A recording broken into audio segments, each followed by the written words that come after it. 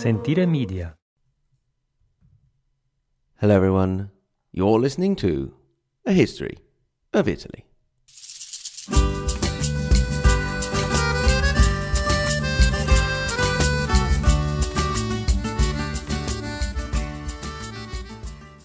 Episode 66, Venice, Part 3.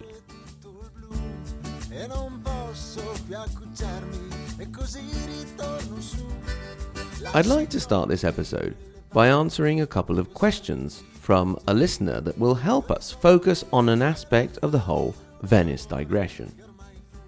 The listener is Rodney N., who has been a Patreon supporter for some time now and, due to my own fault, has not been mentioned in the thank you list. This is by no means due to Patreon itself, which is wonderful and I love it. Rodney had a load of good questions, and I have them stored away for a questions episode. So if anyone else wants to get some in, go ahead and do so. So, Rodney's questions are the following. 1. Why did the commune leaders at some point choose to impose a system of electing a doge instead of experiencing the kind of feudal system of government that dominated most of Europe outside of northern Italy? This question pertains to the peculiarity of Venice and also the reason I felt it deserved some more attention. To answer this question, we have to focus on timing a little. We mentioned that Venice elected its first doges at the beginning of the 8th century, and they never really called themselves a commune, but a republic, although the limitations on the power of the doge that really ushered in the republican era didn't really come around until the mid-12th century. The election of the doge started to try and overcome the continuous factional fighting among the inhabitants of the various areas in and around the lagoon. On the other hand, the communal institutions, in particular the consuls in northern Italy, didn't start to appear until the late 11th century. Before that, northern Italy actually did experience feudalism, which first existed alongside the communes and in time was absorbed into them. So, why didn't feudalism catch on in Venice? Well, 2 words: land and trade. If you were a noble and part of the feudal system, you had 3 main jobs to do. 1. Own land. 2. Make babies. 3. Chop people up with your sword. Land was the very basis of the feudal system. The head of the pyramid, usually a king, had a kingdom he divided up among his vassals, dukes or barons or marquises or whatever, who, in turn, would then divide their big bit of land into smaller bits of land and so on, all the way down to the knights. As soon as you could more or less walk, they would stick a horse under your bum and a sword in your hand. Hopefully not the opposite. One thing a self-respecting nobleman definitely did not do in any way is get involved in that nasty, icky business of trade. It was not cricket, you know. Tut tut, bad show, old bean. Venice had very little land to go around. When in the 9th century, for example, they started to develop the Rialto area, they would have to expand the land by driving huge wooden trunks into the swamp and muck to make supports to then build on. So a system of government based on land wasn't going to work. In Venice, power could be found in cold, hard cash, and cold, hard cash could be found in trade. Indeed, while a feudal military leader would not dream of getting involved in commerce, anyone who was anyone in Venice, including the great military leaders, would dabble in trade. Now, if there is one thing about trade, it's that it requires a greater level of cooperation and stability. It's a bit hard to trade with a guy if you've just stuck your sword through him. War is not good for business. Better, You being at war is not good for business. Other people's wars, as we'll see for example with the Crusades, are really good for business. So, to summarize the answer, the Venetians started to elect doges to overcome fighting among the factions, but never developed a feudal system due to the lack of land and consequently a knack for trade.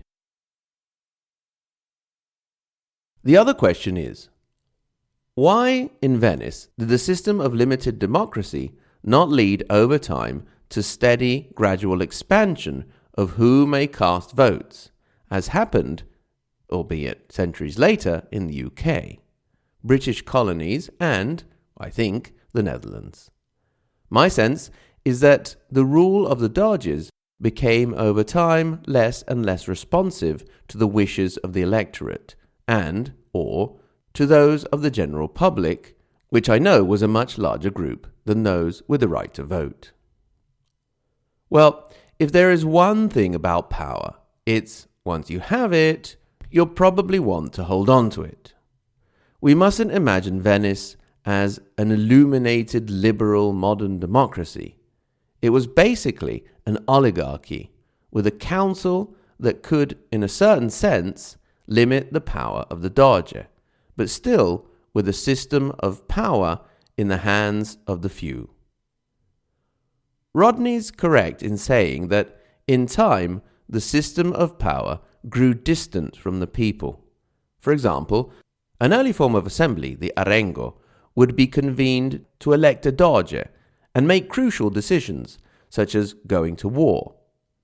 In time, this assembly was called upon less and less, also because, as the city grew, it would have been almost impossible to control such an assembly or even get everyone into a single area. There is some degree of democracy in a system based on trade, but mainly on the entry level. You could become part of the elite with some clever and lucky commercial decisions, but you could also lose everything overnight due to a storm or pirate attack. When you reached a certain level, however, the risk was less, as you could hedge your investments. If a shipment of the great families such as the Partecipazzi, the Orsoleo, Candiano, or the Morosini or Caloprini was lost at sea, they would most likely have another sailing just round the corner or in another port in the world or home in Venice. Therefore, as is the case today also, the rich generally just got richer and more secure in their wealth and thus had a stronger hold on power. So, thanks very much to Rodney for allowing us this focus. He and I are thinking of a Why Stuff Happened episode to get deeper into the reasons behind some of the events we have spoken of. For now, let's pick up where we left with our Venetians. We left off with a series of rather hesitant Doges being elected and then running off to monasteries. The last we spoke of was Doge Vitale Candiano, who reigned from 978 all the way to 979, a whole year. Finally, after Vitale, a Doge came along that was willing to stick around a little bit longer, Tribuno Memmo. However, the length of his reign did not bring stability. Indeed, it is in his time that the division between the pro-Holy Roman Empire and the pro-Byzantine Empire really started to show, as we mentioned way back in episode 26 when we talked about Holy Roman Emperor Otto II. The Venetian family that sided with him were the Caloprini, while the pro-Byzantine family were the Morosini. The pro-Otto Caloprini were not at all happy with the situation, and one of their number, Stefano, went out and met Emperor Otto to try and convince him to attack Venice, install them in power, and then they would submit Venice to him.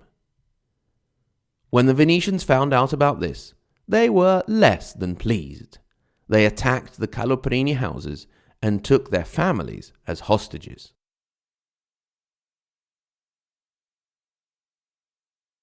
Luckily, the whole explosive situation was diffused by the death of Stefano Caloprini, closely followed by the sudden and unexpected death of Emperor Otto II himself in 982.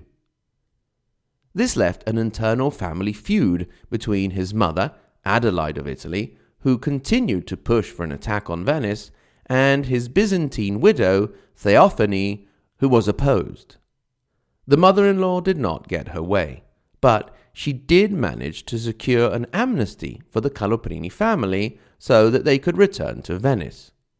Which may seem like a good thing, but in truth, it was not so good because once they had returned to Venice, two prominent members of the family were assassinated in 991. At this point, the Doge, Tribuno Memmo, was blamed and pressured into abdicating. As the 10th century drew to a close, Venice was sick. It had been torn by internal strife and infighting, plagued by piracy, and squashed between the two great empires. It needed treatment, and the doctor came along just at the right time in the form of Pietro Orsoleo II in 991. He would go down in history as a great statesman, military leader, and an accomplished diplomat. He was elected at the young age of 30, so time was also on his side. However, as in the case of many rulers in history, perhaps he lived too long. At the start it seemed that some sort of happy vibe went through the city, with the divisions very quickly disappearing. Orsoleo managed to negotiate a commercial agreement with the new Western Emperor, Otto III, and quite soon Venetian ships could be seen sailing up and down the rivers and canals of northern Italy, and goods from Venetian trade reached as far as southern Germany. He confirmed and extended the agreements with Byzantium as well, and so, from being squashed between two empires, Venice now found herself taking advantage once again of her middle ground position. The Doge even went so far as to reach an agreement with the Muslims, which helped ease up the piracy situation and opened up whole new markets, starting from the Sicilian ports. The only big issue remaining in this happy picture was the piracy situation in Dalmatia, along the modern-day coastline of Slovenia and Croatia. The last big Venetian expedition to deal with the problem had been over 100 years previously and had ended in disaster in 887. Now, in 998, as the new millennium loomed, Pietro Orsoleo II set up another fleet. It was a triumph. They met little or no resistance, with the enemy melting away until they reached Split, Spalato, where they found the first ineffective resistance. The only serious fighting done on the whole campaign was the siege of Lastovo. Doge Pietro could in any case return to Venice in triumph. He hadn't actually conquered any lands. That wouldn't be in the city's interest for a while, but they did set up commercial presences in every city, and the pirate threat had been greatly reduced. Pietro Orsoleo II had earned every right to call himself Dux Veneticorum et Dalmaticorum, Doge of the Venetians and Dalmatians. People, not dogs, obviously. He was so awesome that it was possibly in this period, around the year 1000, that the whole Sposalizio del Mare, the marriage of the sea ceremony, may have started up, or at least been consolidated. A solemn procession of boats would go out to the sea via the Lido port, with the Doge's ship leading. A prayer was offered that, for us and all who sail thereon, the sea may be calm and quiet. Then the Doge and others were aspersed with holy water the rest of which was thrown into the sea. The ceremony is celebrated to this day, obviously with the mayor leading the procession instead of a doge. Having married the sea, the doge also applied himself to sorting out his son, with a marriage to a Byzantine princess, for his eldest son, Giovanni.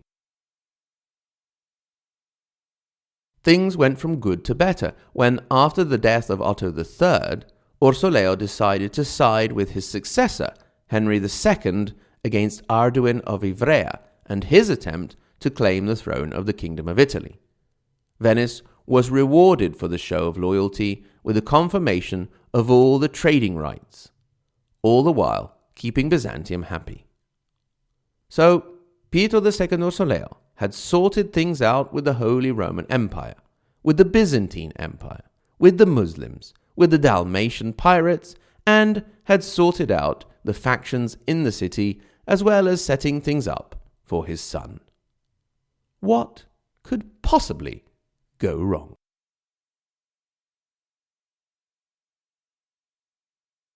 Thank you very much to everyone for listening. Thanks in particular to my Patreon supporters. This time round, we're thanking the Anita and Giuseppe Garibaldi level, Bill, Ed, Eric W., Jeff, Joshua, Sean, and Jimmy. As always, the Margherita Hack and Galileo Galilei level, Anthony, Ben, Silane, Chris, Daniel, Dean, Greg, Ignazio, Jay, Caitlin, Kevin, Roberta, Rodney, there you are, Shelby, Stephen, and Vincent. And the tippy-top super level Maria Montessori and Dante Alighieri, Sen Paolo, Reactionary Venetian, and Lisa K. Remember, you can get in touch. hello@ahistoryofitaly.com if you have questions, comments, or just want to say hello, or you're feeling bored or something like that. At the same URL, ahistoryofitaly.com, you can click through to our social media. We are on Twitter and on Facebook, so give us a tweet or a post there if you feel like it. Until next time, thanks again to everyone for listening, and arrivederci.